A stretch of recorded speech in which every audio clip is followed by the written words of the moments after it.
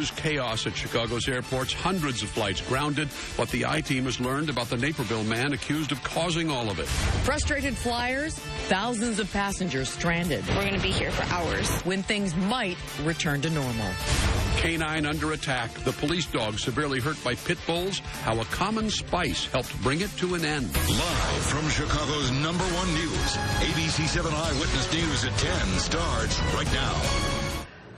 Breaking news tonight, it may be days before air travel here gets back to normal. What's behind the chaos? Fire at the Air Traffic Control Center in Aurora, allegedly set by a suburban man. The damage disrupted more than 2,000 flights in Chicago. We have a series of live reports. Investigative reporter Jason Knowles leads our coverage from Naperville. Jason. Well, Ron, investigators just left the scene here in Naperville about a half an hour ago. Earlier on this evening, officials officially charged that suspect with a felony, and the I-team has been digging into the records and learning more in this criminal complaint. FBI evidence techs and investigators with a search warrant going into the Naperville townhouse of 36-year-old Brian Howard tonight. He now faces one felony count of destruction of aircraft or aircraft facilities. Agents believe he's the person who cut every radar feed into the regional FAA facility in Aurora and set fire to gas-soaked rags early this morning, stopping all of those flights. I'm surprised. This is a quiet part of the city, really. Investigators saying that Howard used an access card to enter in the control center. He was seen on video surveillance dragging a black Pelican case. And according to investigators, Howard arrived at the control center just after 5 a.m. in his SUV. Minutes later, a private message posted on his Facebook account. It said, "Take a hard look in the mirror. I have.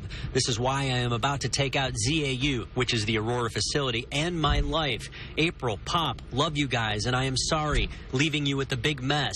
Do your best to move on quickly from me, please. Feel like I give a blank for the first time in a long time again, but not for too long, haha. So take care, everyone." Seemed like an everyday, normal kind of guy to me. After that suicidal message and the fire, paramedics followed smoke and a blood trail to find the suspect. They saw a gas can and burned towels, and they say they found the suspect actively slicing his throat. At the same time, Naperville police tell the I-team they were heading to Howard's home to do a well-being check to see if there were any potential victims in his house. No one was inside. Terrifying, really, to know that somebody would be so disturbed living in this neighborhood. No court date is set yet for the suspect. He faces up to 20 years in prison. We're live in Naperville. Jason Knowles, ABC 7 Eyewitness News. Ron, back to you. All right, Jason, and tonight engineers are trying to figure out how much damage was done at the FAA Air Traffic Control Center and when full operations might resume. Eyewitness News reporter John Garcia live in Aurora. John? Ron, it's a big question tonight. We've seen very little activity outside the facility tonight. Experts are telling us that they expect it could be 48 to 72 hours before they're able to repair the damaged equipment, which means it could be a couple of days before operations get back to normal here. Cleanup crews work inside the facility tonight. The fire, smoke, and water left the place quite a mess. Technical crews, meantime, are still trying to assess the damage and determine how long it will take to fix it. It's going to be a little while before we actually understand what all was damaged in there, and that's not police or anybody else's purview. That's FAA. Investigators say the suspect, Brian Howard, managed to do extensive damage to the host computer, as well as the lines to radar in the facility. The Air Route Control Center monitors high-altitude aircraft before landing in Chicago or when flying through the area. Much of that work is now being handled for the time being by other facilities in surrounding states, but at a much more limited capacity. Illinois Senator Mark Kirk said in a statement tonight, "I want to see not only an immediate review by the FAA of the screening process, but also a report within 30 days outlining changes the FAA will make to prevent any one individual from having this type of impact on the heart of the United States economy." Authorities have stressed all day they believe this was an isolated incident, that Howard acted alone. The FAA has been unavailable to offer any comments in person tonight. They are directing us to their website, and the website, the latest update, says they're still evaluating. So we'll hopefully know something more tomorrow. Live in Aurora, John Garcia, ABC 7 Eyewitness News. Kathy, back to you. Okay, John, and there is one image that shows the impact of the air traffic control facility fire. This is what the flight radar website looked like when O'Hare and Midway put all those flights on hold. There was a huge blank spot right around Chicago. It's been a very long day for passengers caught up in the chaos at O'Hare and Midway, and there's no guarantee they'll be able to catch a flight tomorrow, Sunday, even Monday. Eyewitness News reporter Leah Hope picks up the story live at O'Hare. Leah? It could be a very long weekend, Ron. Now, flight control operations have been reassigned to other centers in the area. But that reassignment means there are fewer air traffic controllers and even more demand with all these Chicago travelers trying to get to their final destinations. Many travelers at Midway will be here another day. And they're saying they're all canceled and they can't give us another, well, they're looking to give us another flight, but we're going to be here for hours. More than 450 flights canceled here. Southwest suspended all its flights through Chicago and Milwaukee. At O'Hare, more than 1,500 flights canceled. Chinese tourists en route to Niagara Falls chartered a bus, but now can't get their bags. One time they told us that the luggage was transferred to Buffalo, and the second time they said just inside there. Those with the idea to rent a car are in good company. Travelers tell us they could not find rentals this evening. Nikki Foote had some halibut she caught in Alaska on ice to take home to Iowa, but she and the thawing fish are grounded until tomorrow. There's no rentals available. Well, is what I'm hearing. So I don't know what I'm going to do now. Yeah, somebody might get some halibut if someone's leaving this place. Amid all of the canceled and altered plans, there were some travelers looking like they will make it out. Kept checking online every hour, and luckily our flight was showing on time, so it's a good thing. So no cars to rent, and we're told the hotel here at the airport is fully booked. So the worst case scenario, what we usually see in the wintertime, they've brought out those cots just beyond security here. They brought some out earlier. We're told at this hour they're bringing out even more for those folks who have no place to go. We are live at O'Hare. Leah Hope, ABC 7 Eyewitness News. Back to you in the studio. Cot season's starting early. Leah, thank you. And the problems at O'Hare and Midway triggering a domino effect at other Midwest airports. Eyewitness News anchor Cheryl Burton joining us with more on that part of our coverage tonight. Cheryl. Kathy, while the airspace over Chicago is nearly empty tonight, the problems here reached across the nation, especially at other airports in the Midwest. Nervous and frustrated flyers looking for alternate ways to get to their desired destinations. In Milwaukee at Mitchell's International Airport, dozens of flights were canceled and lines at the ticket counters were very long.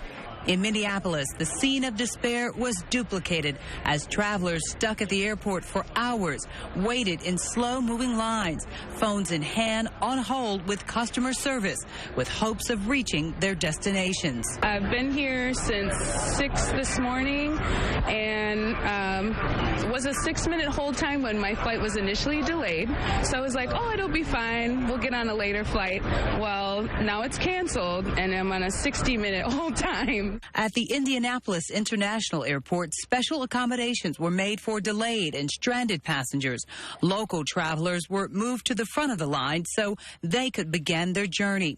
In Louisville, many passengers were told their flights to Chicago were canceled. Since then, they've been trying to take alternate routes. I've got 3 kids and a wife at home, and I want to see them. I got to fly back to Chicago tomorrow. And so, I was really counting on this afternoon, this evening, and tomorrow morning to hang out with them, and who knows if I'll even get home.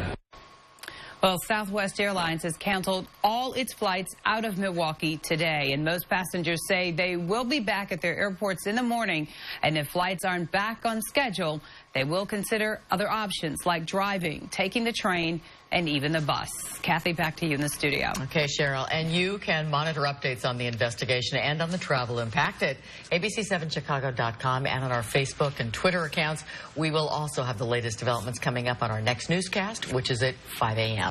Well, if you can find a plane, the weather won't be an issue. The last weekend of September is shaping up to be spectacular. Here's Jerry with our first alert forecast. Well, we've been on a roll all week, Ron. If you take a look at the central part of the country, not much going on.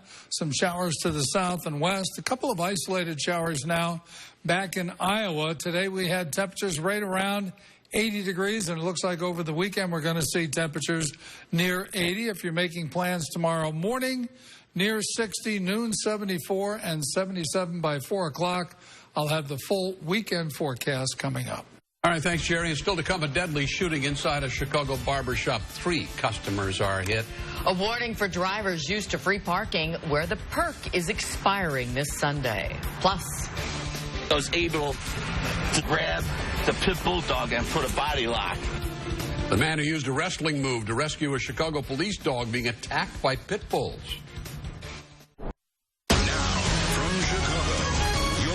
Ron Majors, Kathy Brock, Cheryl Burton, sports with Mark Giangreco, and weather with Chief Meteorologist Jerry Taft. ABC 7 Eyewitness News at 10 continues. A 22-year-old man is dead tonight after being shot while inside a Chicago barbershop. Police say a man with a gun opened fire this afternoon in the shop in the 1900 block of West 59th Street. 2 other men were also wounded. We're told that all 3 were sitting in barber chairs at the time of the shooting. So far, no arrests have been made. New at 10 tonight, a sign of support for victims of racist graffiti in Chicago's Morgan Park neighborhood. Police commander and the alderman representing the area both on hand. They hope that the community can help identify whoever's responsible for hateful vandalism. Derogatory terms spray painted on cars and garages at least twice last week. Just a day after being heavily damaged by a huge fire, Harris Ice Delivery in Chicago's Lawndale neighborhood is back in business. Massive flames yesterday roared through the building housing that company and LPI products. Investigators tell Eyewitness News that a person working on the roof accidentally sparked that fire. President Obama will be in Chicago next week. The White House confirms he will arrive on Wednesday, stay the night, and leave on Thursday. He'll be here to attend a fundraiser and do some campaigning for Governor Pat Quinn. Maybe fall, but it doesn't mean that 80s are over. Jerry's full forecast is coming up next. Also, the lesson we can all learn from a man who rescued a police dog that was being attacked by pit bulls. And bending iPhones, how much force it takes in a new test by Consumer Reports. A Chicago police dog tonight recovering after an attack by 2 pit bulls, and a quick-thinking neighbor who threw the kitchen spice cinnamon into the melee helped break things up. We all start, inhale it, and that's when the pit bull dogs start releasing it, and I was able to got one of them in a headlock. The attack happened as an off-duty officer was walking his police canine in Hale Park on the southwest side. Jesse Bonilla says that the cinnamon stopped the attack and that the officer was then able to get his dog named Ditto into a safe place. The police dog tonight recovering from surgery at Berwyn Animal Hospital. It is expected to survive. New for us at 10, starting on Sunday, drivers will have to pay for parking on most commercial streets in Chicago's Lakeview neighborhood. 44th Ward Alderman Tom Tunney says drivers have been taking advantage of the free parking on Sundays, leaving their cars in one spot until Monday morning. He says for businesses to succeed in the area, customers have to be able to access those spaces. New at 10, a new test shows it really doesn't take all that much force to bend the new Apple iPhone 6 and 6 Plus. Video of the devices bending surfaced online earlier this week. Consumer Reports puts both phones to the test, though. At just 70 pounds, the iPhone 6 was the first to bend, while the 6 Plus bent under 90 pounds of pressure. Other devices, such as the LG G3 and Samsung Galaxy, withstood up to 150 pounds of force before breaking. So if you have it in your back pocket and you weigh more than 70 pounds... I have to hold it out like this when I walk. Oh, we've had some great weather all week, and looks like a good weekend coming up. Mark, we got a big football game coming up on Sunday. Let's take a look at it. As you head out on Sunday, look at the sky conditions. Certainly nothing to worry about. Good old Soldier Field for the kickoff. Temperatures fairly close to 70, 69, 72 at halftime. By the end of the game, 74. We will not be able to blame the weather. The weather is going to be great, and it's been great all week. As a matter of fact, the weather this week has been better than it's been all summer long. We have a couple of wispy clouds over the city right now, but it's just beautiful out there, officially out at O'Hare. 63 degrees, humidity 81%. AccuWeather reporting a falling barometer. And with light winds, we could see a little patchy fog in some of the outlying areas later on tonight. High today, 79, which is 8 degrees above the average high of 71. Last year, 75, the record high for this date, 90. And if you take a look at high temperatures today around the Midwest, fairly close to 80. I mean, even Madison at 80, Moline 82, along with Champaign, St. Louis at 84. We were in the upper 70s, and it looks like we'll be near 80 across the weekend. Right now, temperatures have dropped back into the 60s, 63 at O'Hare, 67 Midway, 64 at the lake. Over in Chesterton, it's 55, 60 out to the west in Sycamore. We will see temperatures generally dropping into the 50s in the outlying areas, fairly close to 60 downtown. And then for tomorrow, once again with the onshore breeze, it's still going to be cooler right along the lakefront, but everybody else well into the upper 70s to near 80 degrees to the south and west. On satellite radar, there's nothing going on. There's a couple little showers back to the west in Iowa. Those are not expected in here. You can see some showers way back to the west. Eventually, we're going to get some rain, but probably not until Thursday or Friday of next week. We will see a couple of clouds come into the area tomorrow afternoon. Forecast tonight, 54 out west, 60 downtown, mostly clear, but a little patchy fog developing later on tonight. And then for tomorrow, it'll start off real sunny, and then we'll pick up a few clouds during the afternoon. So overall, we'll call it partly sunny. 78 inland, 69 near the lake. And if you take a look at the 7-day outlook, looks pretty good. 80 on Sunday, 78 on Monday, mid-70s Tuesday, Wednesday, and finally a chance for a little bit of rain, maybe Thursday or Friday. But we continue with some great weather. 5 great days. Thanks, Jerry. Beer and brats really hit the spot this time of year. Coming up, the kickoff for a German festival that runs through the weekend. And I'm Mark Giangreco. Coming up in sports, we'll know more in the morning, but the Bears are ailing. Brandon Marshall still limping, while Jared Allen is still sniffling. Stay with us. Sports on ABC 7 brought to you by Jeep. Visit Jeep.com to learn more. They have, what, a day and a half to get healthy? Yeah, we'll see how many guys can actually dress and get out there for Sunday. I tell you what, I still can't figure out why the Las Vegas odds makers continue to post the Cheeseheads as 2-point favorites here on Sunday. Maybe it is because of all the injuries. Brandon Marshall missed practice again today with the ankle.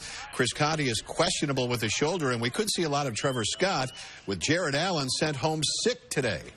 We'll see where he is. We still have a couple more days, and we got Trevor back this week. We didn't have him last week, so that's a move in the right direction. Without him, we'll have to have someone step up in the leadership place. Him and Jay Ratliff. So I think me and Willie Young and the other younger guys, Will and Ego and Trevor Scott, will be prepared to play football the way we're supposed to play it and to do our jobs to be successful.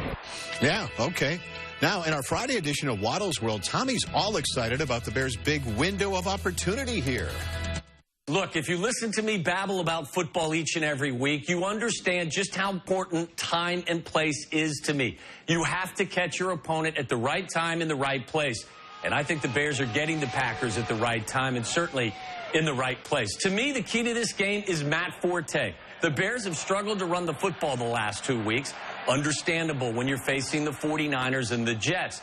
But the Packers rank 30th in run defense. Matt should have some room to run. I also like Matt as a viable option in the passing game.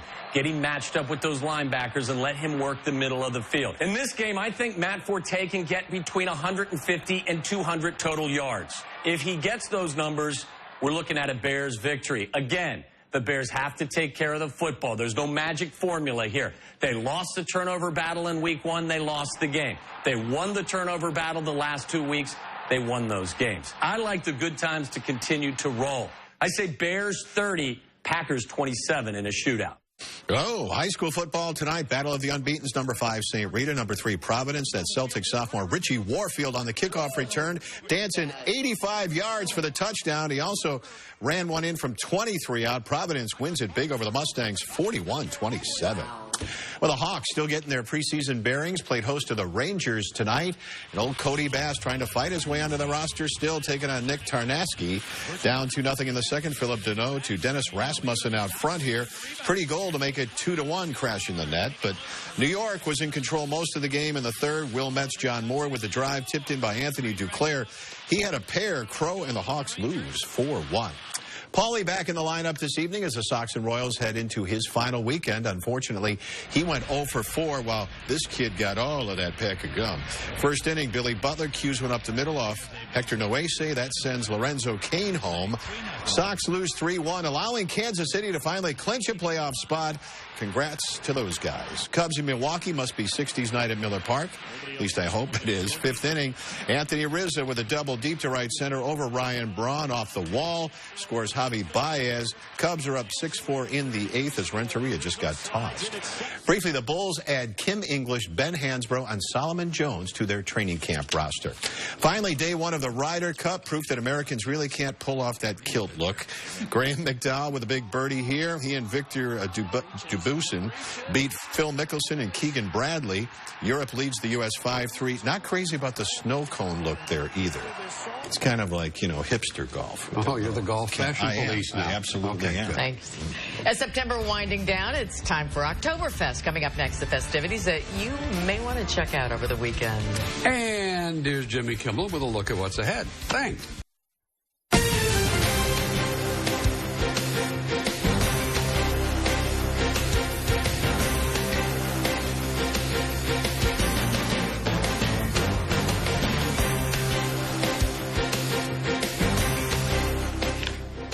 Update and recap on our top story tonight. Felony charges filed after a fire is set in an air traffic control facility in Aurora. That leads to chaos at O'Hare and Midway airports with more than 2,000 flights canceled. 36-year-old Brian Howard of Naperville is charged tonight. Investigators say that he tried to cut his own throat after setting the fire. Investigators searched his home tonight. Airlines hoping to get caught up on today's canceled flights over the weekend. We will monitor developments overnight on ABC7Chicago.com and on our next newscast at 5 a.m. Well, even if you're one of those who's sad to see summer go, you have to admit there are some things to like about fall, including Oktoberfest at St. Alphonsus Church in Lakeview. Organizers say it's a chance to celebrate German heritage, Chicago style. So this year they've added 2 craft beer nights so that you can sample brews from around the country. There's also German music and activities just for kids. St. Alphonsus Church in Lakeview. Great weekend for that. That's it for us tonight. Thanks for joining us. Jimmy Kimmel coming up next. Have a good night.